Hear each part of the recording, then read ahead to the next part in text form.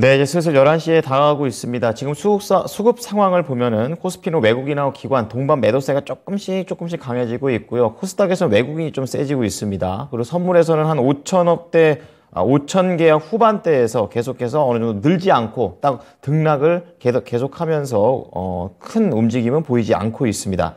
자, 오늘도 이종복 전문가와 함께 시장에 대한 해결책 알아보겠습니다. 전문가님, 안녕하세요. 예, 안녕하십니까. 이종복입니다. 네, 이날은 뭐 오늘 국내 증시뿐만이 아니라 글로벌 증시까지 전부 다 흐름이 약한 것 같습니다. 지금 글로벌 대비해서 국내 증시 흐름이 어떤지도 좀 궁금하고요. 또 일부 에너지주들이 다시 좀 움직이고 있는데 이러한 부분도 연결해서 말씀 부탁드려요.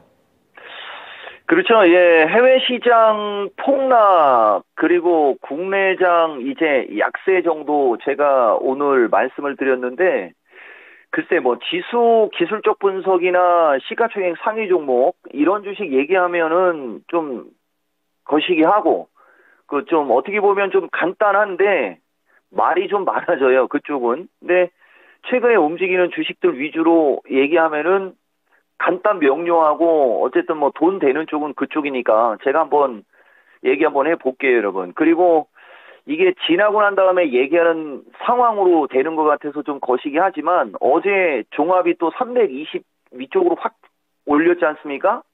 그때 이제 옵션의 가격 구조, 그게 아마 7월 달인지 8월 달인지 제가 한번 옵션 가격 구조 가지고 변동성 예측하는 어떤 기법 한번 얘기했던 적이 있었는데, 그게 결국은 찝찝하더니 결국은 오늘 이런 일이 또 벌어졌어요, 여러분. 무슨 말이냐면은 어제 종합이 개파락의 장대 양봉이 나오면서 시가총액 상위 종목이나 이런 걸 끌어올린 부분이 있어가지고 해외 시장 폭락에 지금까지 항상 국내장 상대적 강세, 상대적 양호 이런 얘기를 했었죠. 근데 오늘은 우리나라도 약하다라고 한 것이 어제 그 부분에 대한 일종의 후유증. 이게 위클리 만기가 오늘이라 그러는데 이제 우리가 진짜 중요한 게 이제 9월 달 만기가 다음 주에 있을 거예요, 아마. 첫 번째가 목요일이면 다음 주가 만기가 맞습니다. 명절 전이고 또. 그럼 명절 전에 과연 개인들이 매도를 할 거냐, 그렇지 않을 거냐도 우리가 좀 봐야 되는데, 너무 큰 얘기, 어제도 큰 얘기 했는데 오늘도 큰 얘기 하는 것은 이제 9월 달 시작되는 거 아닙니까? 그리고 미국장도 보다시피 고점에서 많이 빠졌고, 그래서 일단은 제가 파생방송은 저는 무조건 하락입니다. 근데 주식은 그 하락하는 과정에서도 중간중간에 올라가고 반등 주고 할 때 그 타이밍을 지금 여러분들한테 제가 주로 얘기를 해드리는 건데, 지금 보면 어제 4월 달에서 5월 달, 6월 달로 갈 때 밀리면 올리고, 밀리면 올리고, 밀리면 올리고 하면서 파동으로 움직였다라는 얘기였죠. 밀리면 올리고, 밀렸으니까 이제 어느 시점에서 이제 올리는 타이밍에 올 겁니다. 그러니까 그러다 보니까 우리나라가 급락장으로 나오지 않는 거예요. 보다시피 지난 4월 달, 이제 이거 뺄게요, 여러분. 자, 지난 4월 달에 나스닥이 15,000대 지수에서 5월 달 11,500. 인수분해도 못하겠어요. 요새는 머리가 안 좋아갖고. 대략 한 3,500. 그죠? 4,000 근처, 3,700 정도면 15,000대에서 그 정도 빠진 거면 어마무시하게 빠진 거거든요. 여러분, 여기서부터 여기를 얘기하는 겁니다. 여기까지만, 여기서부터 여기까지.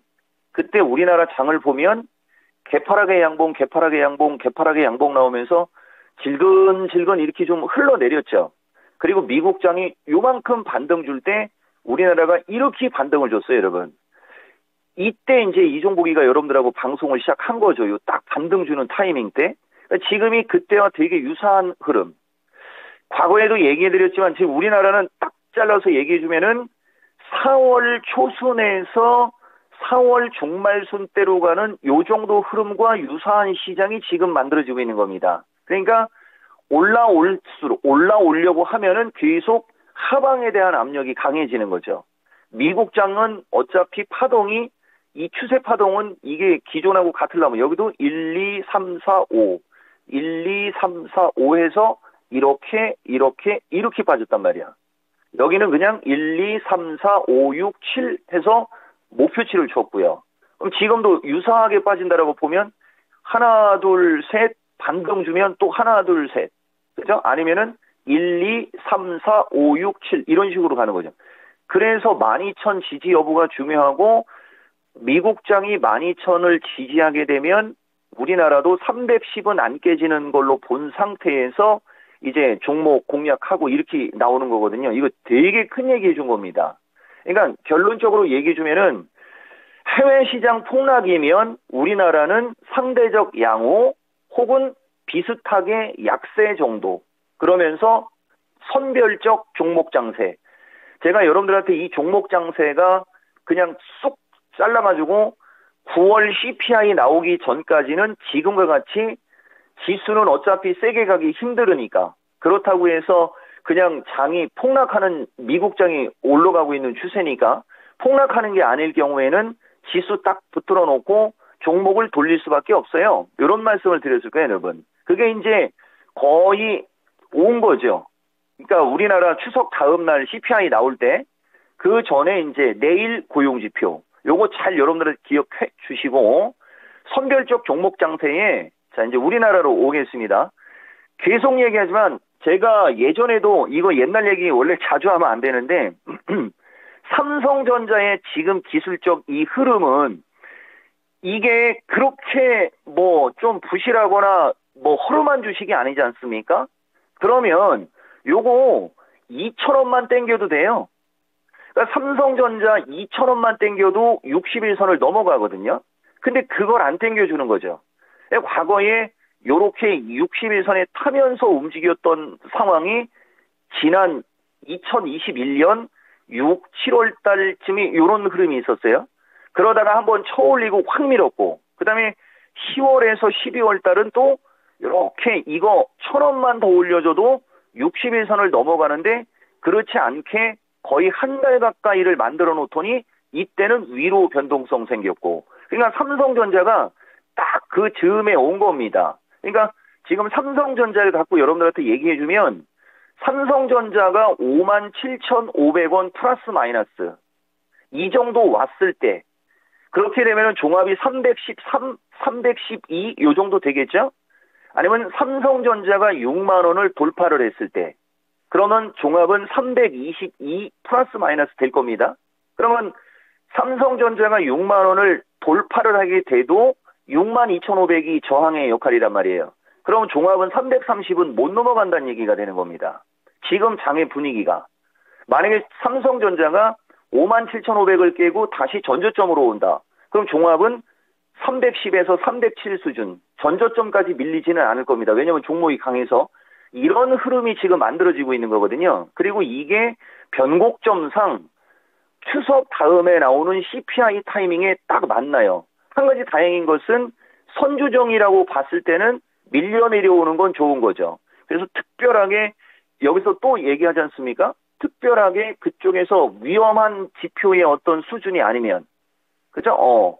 그쯤서부터 이제 한번 그죠? 종목도 전체적으로 움직임이 양호하는 거 한번 타진 한번 해보고 최근에 소외받는 종목도 그쪽 부근서부터 한번 타진 한번 해보고 그래서 저는 지수가 좀 밀리고 그 다음에 좋은 주식이 밀리기를 바라는데 지금 좋은 주식이라고 하면은 이제 뭐죠 여러분? 최근 주도주 쪽도 있지만 반도체, 제약, 메타버스, 인공지능 이쪽도 다 포함돼서 얘기하는 겁니다.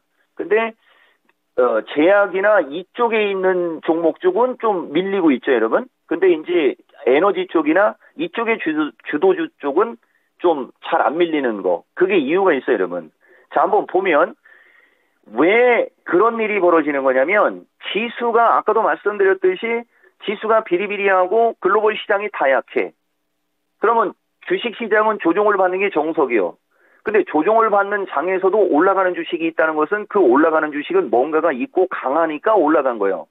그리고 약한 주식은 뭔가가 부족하니까 약한 거야. 딱 이렇게 딱 세팅이 돼 있다면 지수가 순간적으로 변동성이 생겨서 만약에 밑으로 확 밀리거나 위로 확 쳐올릴 때 명분이 떨어지는 주식이 잘 가겠습니까? 명분이 있는 게 잘 가겠습니까? 당연히 명분이 있는 게 잘 가죠. 그리고 지수가 순간적으로 급락했을 때도 마찬가지예요. 명분이 떨어지는 주식이 전저점으로 밀리고 그냥 흘러내린 주식들의 매수세가 들어가기보다는 명분이 있었던 주식이 순간적으로 밀리거나 순간적으로 급락을 하면 사람들은 그쪽을 매수하려고 할 겁니다. 그래서 그쪽 주도주가 잘 가는 거고 절대적으로 외봉으로 죽지 않는 그런 일이 벌어지는 거죠. 이 흐름이 바뀌어야 되는데 이 흐름이 바뀔 수 있는 하나의 어떤 그 기준이 CPI 때, 그 CPI 때도 별게 없으면 이 흐름은 아마 계속 될 가능성이 높아요. 삼성전자가 6만을 안착할 때까지. 그래서 선별적 종목 장세라는 저 얘기가 좀 소외받는 사람들은 되게 안 좋은 얘기. 소외받는 사람들은 당연히 안 좋은 얘기죠. 왜냐면 가는 주식만 가는 거니까. 근데 기준과 원칙이 있고 이종복이처럼 뭐 순환매도 한번 보려고 하고 막 이러는 사람들한테는 이게 더 간단한 거죠. 왜냐면 복잡하게 생각할 게 없고 지수 딱 묶어놓고 움직이는 종목만 보면 되니까. 자, 대표적으로 지금 마지막 시간은 시간을 그죠? 간단하게 해야 되겠어요? 옛날 얘기하면 좀 그렇지만 주식은 옛날 얘기를 해야 됩니다. 과거에 제가 포스코 인터내셔널도 기억이 안 나요, 여러분? 포스코 인터내셔널 고점에 떠 있을 때, 밀릴 때 이런 걸 한번 매수해봐라. 슈캠스 고점에서 밀려 내려올 때 이런 주식을 한번 잘 봐라. 라고 하는 타이밍에 5G 강세, 중기적 접근, 양호 이렇게 얘기한 적이 있어요, 여러분. 지금 한 달수로는 석 달 만에 나오는 거예요, 여러분. 보세요. 그 5G들이 빌빌빌빌 그리면서 밀려 내려오더니 지금 종합이 전저점이 깨질 것 같은 불안불안한 상황으로 전개가 되니까 오히려 이런 주식이 오히려 올라가죠. 이런 게 순환매 전략. 그러니까 많이 빠진 주식이 이런 식으로 기본적으로 이렇게 하락 N자형의 목표치 정도로 빠지고 옆으로 기다가 20일이나 60일을 돌파하게 되면 이런 데가 타이밍이 되는 거예요, 여러분. 이런 데가.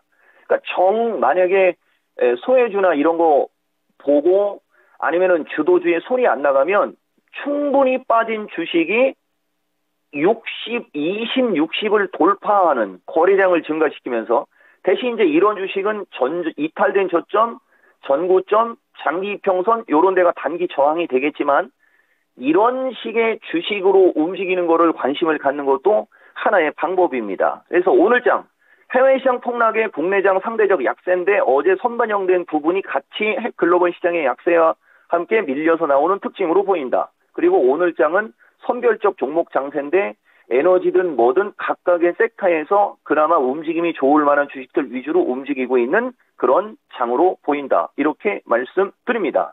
네, 명분이 되게 중요한 거군요. 경제지표 잘 보겠습니다. 그럼 오늘장 투자 전략 바로 연결해 보겠습니다, 전문가님.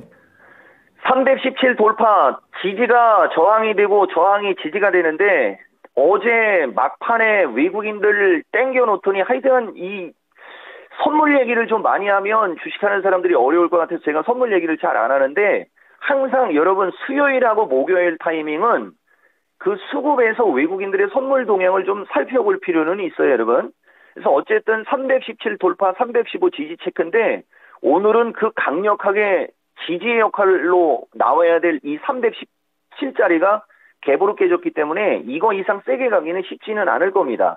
근데 이제 오늘 한 가지 다행인 거는 또 나스닥 시장이 지금 급락세로 다 나오고 있는 상태에서 우리나라가 나오기 때문에 이것도 선반영되는 부분이 있고 오늘 밤 나스닥이 급락세가 진정이 되면 내일은 해외장 약세, 국내장 상대적 강세 뭐 이런 얘기가 나올 수 있으니까 지수 317을 돌파를 하는 게 이왕이면 좋고요. 그 다음에 315는 심리적인 선이라는 말씀 많이 드렸죠. 315 지지 체크하시면서 저는 또 포트폴리오 조정 기회다 이런 말씀 드리는데 보세요. 어제는 경상 관련 원방테크도 비스무리하죠. 아까 5G하고 비스무리하지 않습니까? 적산병의 241선 단기 고점 추격 매수는 아니고 눌리면 이런 식으로 바닥 탈출형 좀 잘 보시라는 얘기. 차라리 포트폴리오 조정을 잘 못하게 했으면 그리고 지금 시간이 있으니까 에너지주의 저 진짜 징글징글하게 센 저 에너지주들이 제가 지난번에도 한번 해드렸죠. 여러분 어제 미국장이 나락으로 가고 있는데도 일반적인 종목들은 좀 많이 밀렸어요, 여러분. 근데 뭐 포스트솔라 제가 얘기해 드렸죠. 포스트솔라는 신고가입니다. 그 다음에 리튬 아메리카 정도나 뭐 요런 쪽이 리튬 관련주들 보면 61선 위에 살아있지 않습니까? 또 얼추 지지권으로 왔고, 그러니까 저쪽이 꺾이지를 않는 거예요. 그 다음에 제가 여러분들한테 그날 이거 한번 브리핑할 때 코르테바라는 주식, 파가 아니고 코르테바라는 주식도 얘기를 한다는 게 시간 관계상 얘기를 못 했는데, 이게 종자회사입니다.